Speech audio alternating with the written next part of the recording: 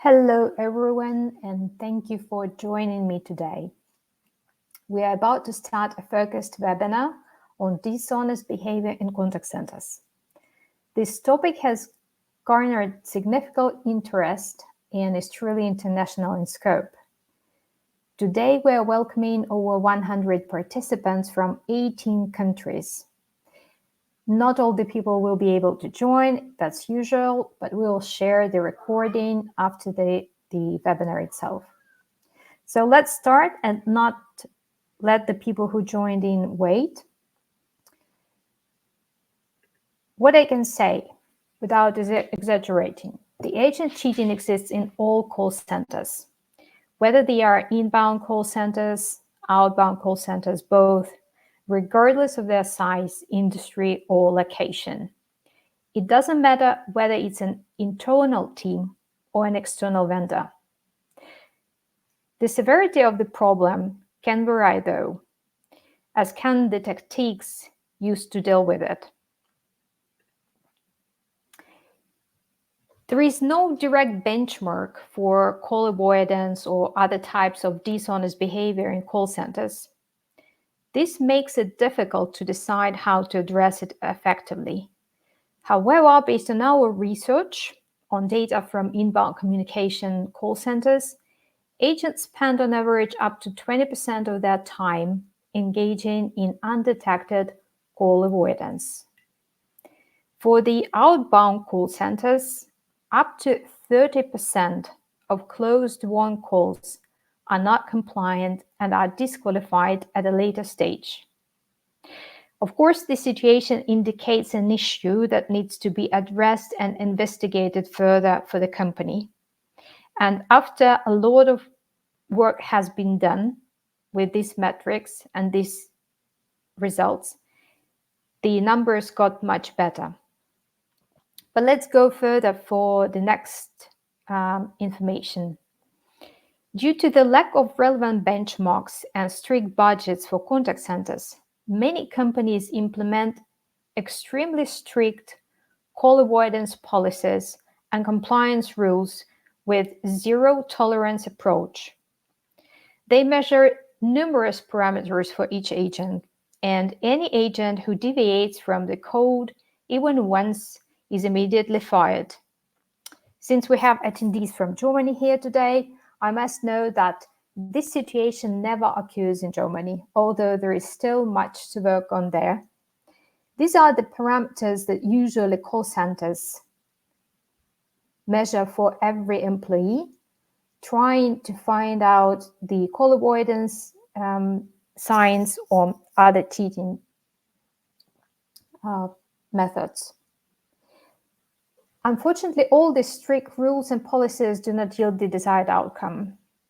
Our research on call avoidance and non-compliant sales was conducted on companies with all possible rules and zero tolerance policies. Such an attitude often results in increased stress and higher agent attrition. So basically, when you apply zero tolerance policy for call avoidance, you create additional stress and doesn't get the desired result. In inbound communication, there are a number of easy-to-detect cheating behaviors. It's easy to track through such metrics like call transfer rate, conference time, first call resolution, number of breaks, and number of technical malfunctions, suspicious numbers that might say you that you need some attention here.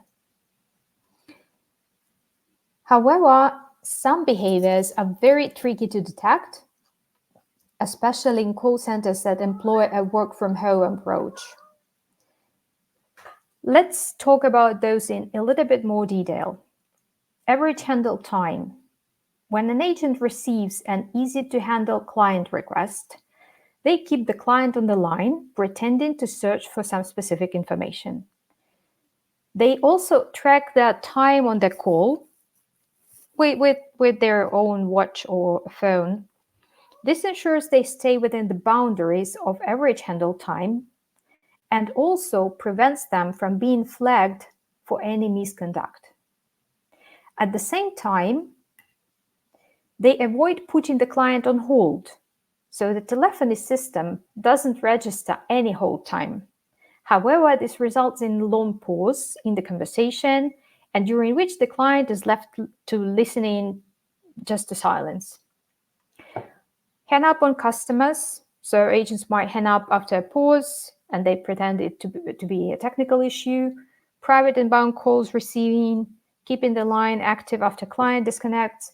Unfortunately, manually reviewing of 2 to 5% of calls may not reveal a consistent pattern or provide sufficient evidence of a cheating.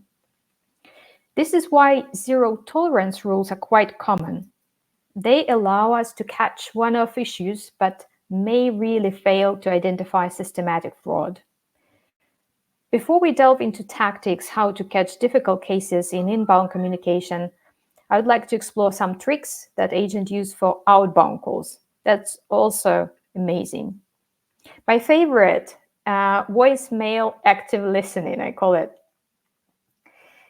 For instance, we once observed a call where the agent reached client voicemail and was actually singing a song to client's voicemail. Some auto dialers in modern contact center systems and telephonies are designed to filter out voicemails before they connect an agent. But from our experience, many voicemails still come through. And voicemail systems are currently also evolving. A popular recent development is a virtual AI assistant. It functions like a personal secretary, and it answers calls before alerting the phone owner that this one is important. In such cases, to a call dialer equipped with voicemail filtering capabilities, it doesn't register as a voicemail, and the call gets connected to a call center specialist, and at this time, they are capable to have some rest, fun, and being on active call with a voicemailing machine. Then, of course, private calls also, and lazy outbound. For example, in the case of sales call, it might involve not attempting to overcome customer objections. Instead, agent quickly is switching to another call in search for an easy catch. And wrongly marked as close-won sales. In this context, I'm referring to situations where an agent does not provide complete information about contract terms, but still secures the customer's agreement, or agents employ other methods that violate compliance rules to obtain customer consent. And this is a big issue for selling call centers because it might not only affect the bonuses for specific agents, but bounce back with client complaints and even litigation. There are two approaches to address such issues. One is to utilize quality management tools with speech analytics capabilities that not only provide manual work, but analyze the complete content of the conversation. It digs in with neural network and then provides you a lot of insights out of it. Another option is to go with manual process for the quality management team. And of course, that's a little bit more costly, but still possible. And okay, so if I don't have any advanced speech analytics in my call center, what can I do right here and right now? 5 steps to start with. Step 1, select top performers and set 85% of their goals and their results as a goal for the rest of the team. As an example, so we have a top performer and their AHT is 3 minutes. So set the goal for the complete call center, 3 minutes, 27 seconds. That's their goal for AHT. Our top performers make 89% in first call resolution. Set the goal 75.6. So that's actually 85% of the top performer results.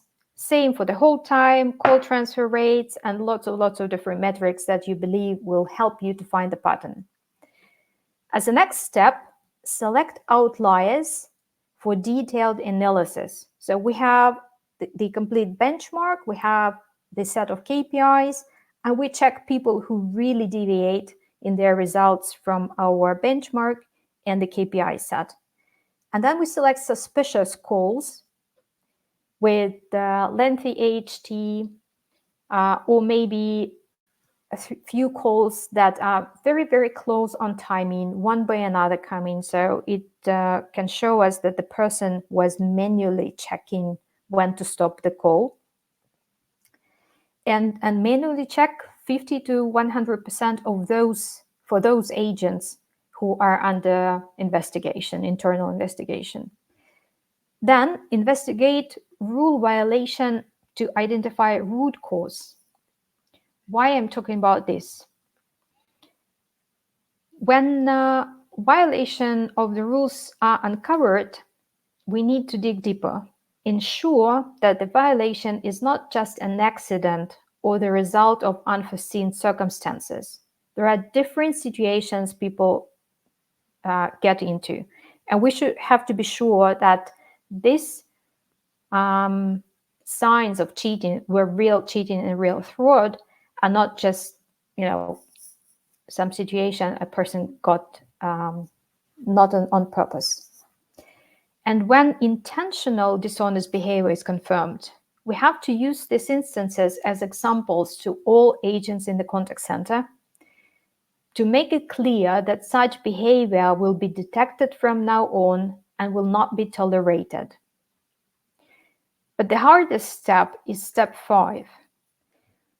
Okay, we probably could make an effort and make the analytics, find the suspicious behavior, analyze it manually, find patterns, deliver examples to all the call center. But we need to establish a regular process for agent benchmark adjustment and cheating detection.